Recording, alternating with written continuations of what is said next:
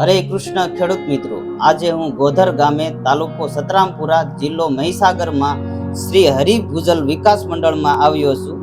આ સંસ્થાના ઓનર શ્રી મણિભાઈ પટેલની મુલાકાતે, જેઓ શ્રી 2005 થી સમગ્ર ગુજરાતમાં પ્રાકૃતિક ખેતી કરાવે છે।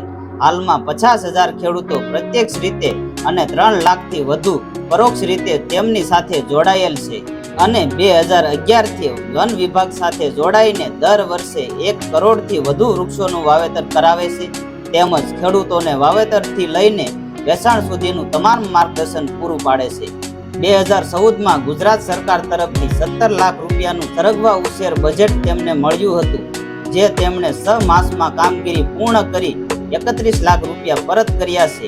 તે બદલ એવોર્ડ પણ મળેલ છે અને 2017માં 1 કરોડ મલબારી લીમડાનું વાવેતર કરવા બદલ વન વિભાગનો સર્વોચ્ચ એવોર્ડ મળ્યો છે।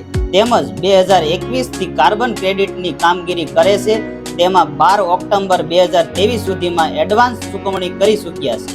સાથે સાથે તેમણે છેલ્લા 40 વર્ષમાં 125 થી વધુ વખત રક્તદાન કરેલ છે।